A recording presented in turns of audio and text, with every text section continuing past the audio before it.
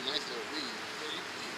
It says, and not only so, but we also joy in the Most High through our Lord Yahushua Mashiach, by whom we have now received the atonement, which means restoration. And that word atonement means restoration, which what was restored unto us, our heritage, man. All right, because that comes with the knowledge, wisdom, understanding of the scriptures. All right, and the name, man. All right, this book is for us. So through that, through Yahushua putting himself up on the cross, all right, we was restored, man. All right.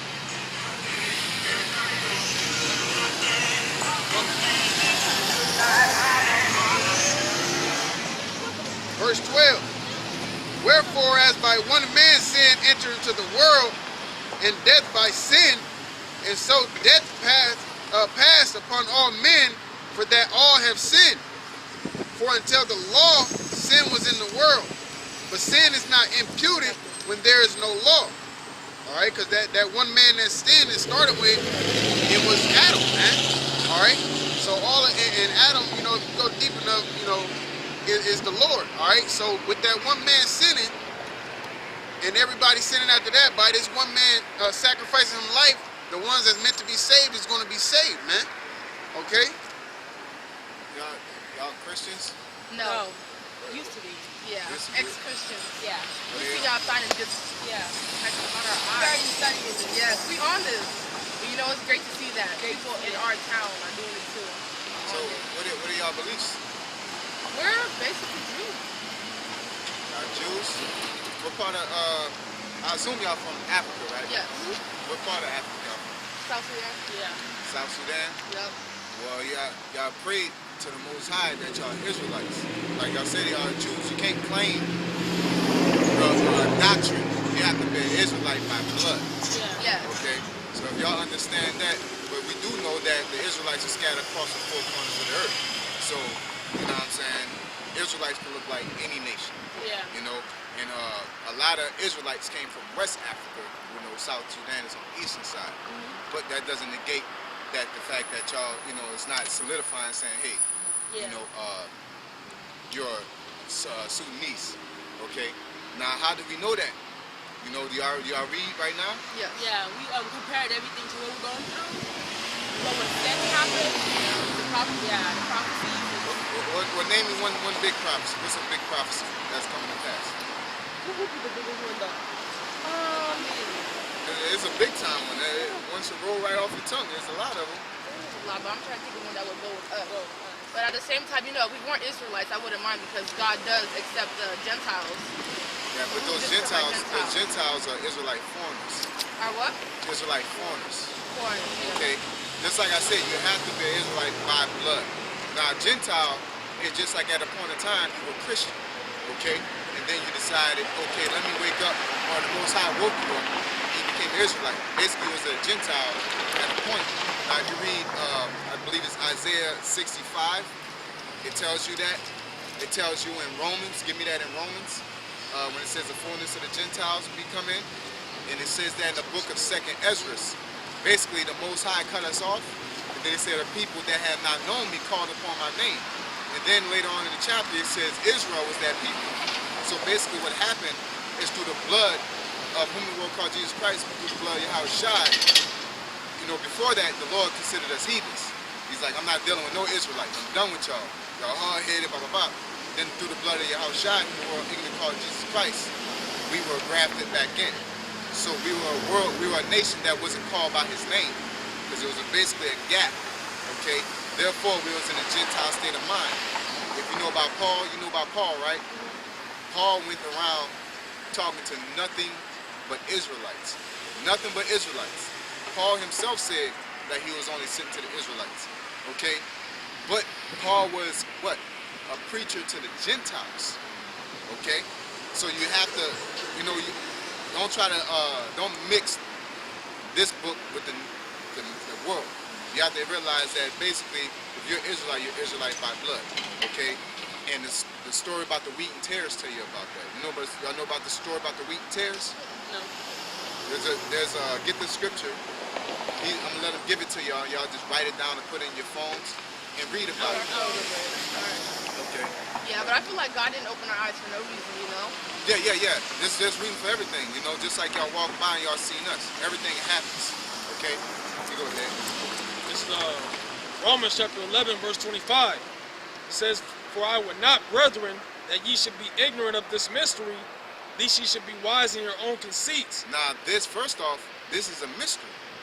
You know, just like y'all said, the Gentiles, and everybody think a Gentile is a non-Israelite that believes they're Israelite. That's why what I said is a mystery. Okay, even though it's clear as day that the Lord only deals with Israel. He says it throughout all the Bible. But modern day tells you that anybody can come in. Yeah. You know, one nation that is a fact that can't come in is Edomites. Yeah. Which is which is today's so-called white man. There's no so-called white man that can make it into the kingdom of heaven. He has no place of repentance. So that whole Gentile doctrine that they put out was for them to try to say, hey, you know, we can make it too. You know, go ahead. It says that blindness in part has happened to Israel. Now, blindness in part is happened to Israel. What that blindness mean? That we lost the way of the scriptures. Okay? Blindness in part has happened to Israel. Go ahead. Until the fullness of the Gentiles become in. Until the fullness of the Gentiles become in. Fullness means basically all of the Gentiles, right? Go ahead. And so all Israel shall be saved. And so all Israel shall be saved. You see that it says, so all the Gentiles can come in, so all Israel can be saved. You know, so basically the fullness of the Gentiles is just like you being Sudanese and you waking up. You know what I'm saying? You're not a Sudanese. You may look like it and think that you are, but somewhere deep down the line, Israelite basically dealt with a Sudanese woman. You know, because the seed goes through the man.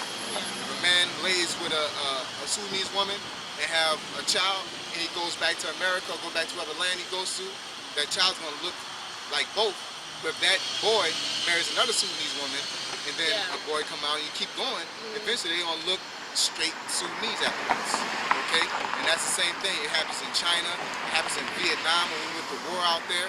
You know, a lot of American, especially African American, so-called, they went in there and they planted their seed in the Vietnamese. And then they left. They went back home and they had boys. You know, some of them had boys. But you think them boys think they went back to America too? No, they married a Vietnamese.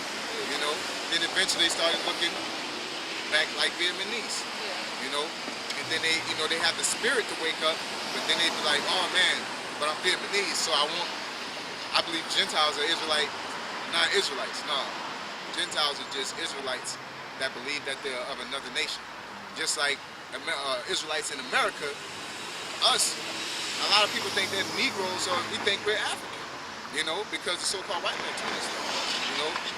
And they'll sit there and tell us everybody started with color, which is true, you know, but they had nations. You had the Philistines, you had the Amorites, you had the Ammonites. Everybody had melanin. The only person that didn't come out with melanin was the so-called white man. You know, so there was a bunch of nations then. There's a bunch of nations now. It's just that everybody just have color. Okay. But I'd like to recommend Brother Yerashua for y'all. Do y'all know him on YouTube? Nah. He basically deals with all this, like all of it. Nah. You gotta come. You gotta come and deal with Jill Mess, man. You know, we out here undoctored truth because he should have told y'all about the Gentile. Yeah. That's very important, especially for y'all, because one thing you got to know is that a non-Israelite can't make it into the kingdom. You know, what's going to happen is, I don't know if y'all understand the salvation, how it's going to work, but when the Lord comes back, he's coming back here, right?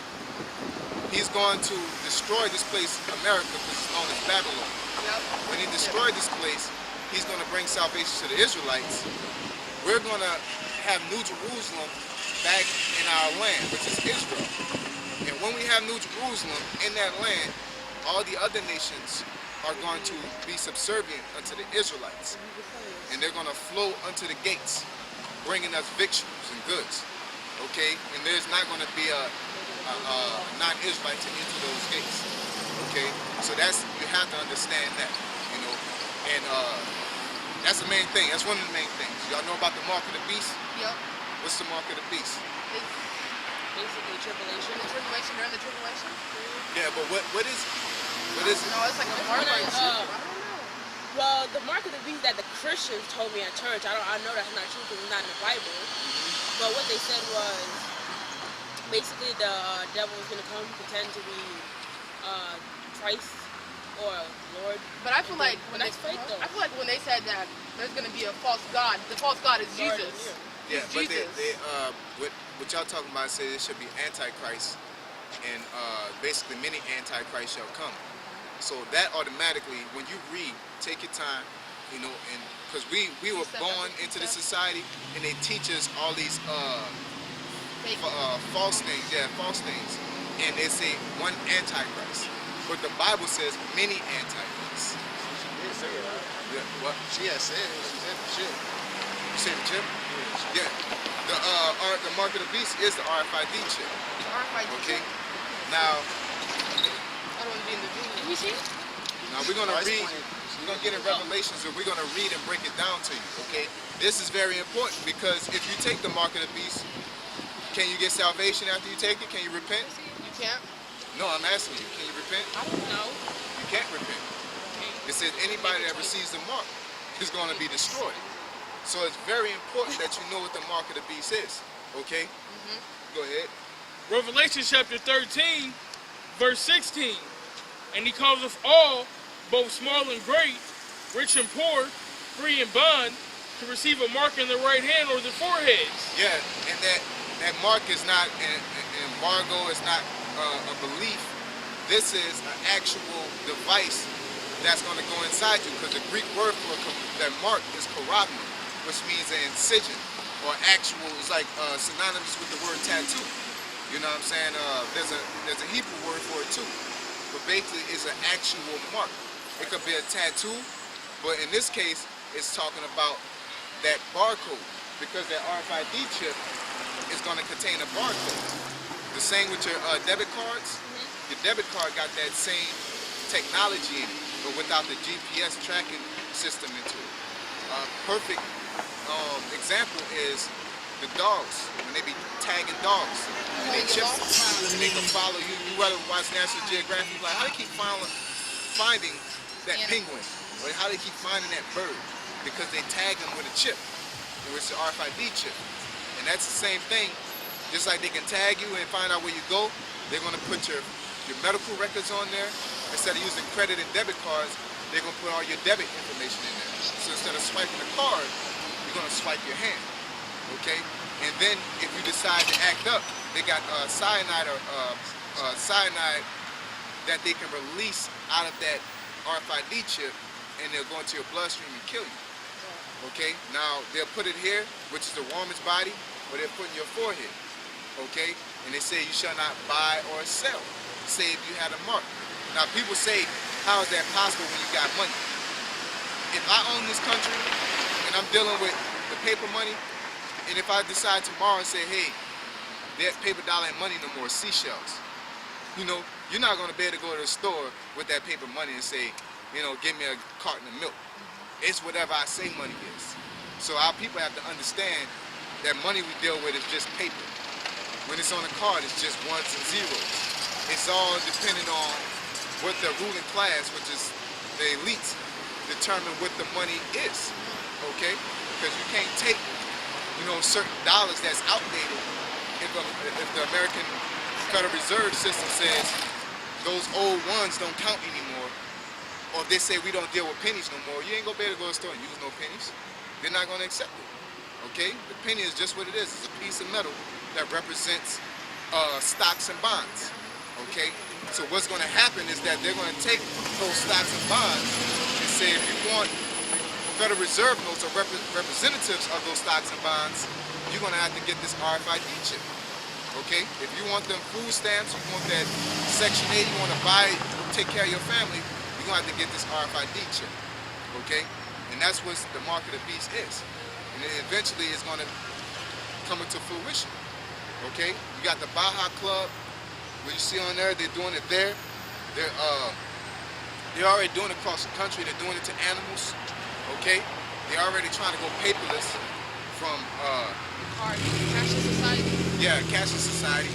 They're already going from, you know, basically handling money to the the credit cards and things like that. And then you got something called the Bitcoin technology. You know, all this, they're trying to go into this, put the money into electronics, and basically they want to control you. Okay? Most of India is actually going through a cashless society. Yeah. And they might say, oh, it's global warming or some other type of nonsense. But at the end of the day, they want to control, they want to be God. Yeah. That's the so-called white man's ultimate goal, is to be God. And the ultimate way that you can be God is to control the most important thing he created, which is us. Masses. Yeah, if you can control the world, if you got control over all humans, you decide whether they live or die, whether they're going to be born or not, then you're basically God. You know, that's why they're trying to clone, that's why they're trying to do all this. They're trying to be able to create life. They're trying to, they do artificial inseminations, they do transplants, they're trying to do brain transplants so they can live forever. They're trying to dictate how long a person lives. You know, they're trying to be God. Okay? You got something? It's still early. Okay, yeah, I want to Thessalonians real quick. I want to show y'all something in Thessalonians if y'all got time. Okay? You know, what's your beliefs, man? What's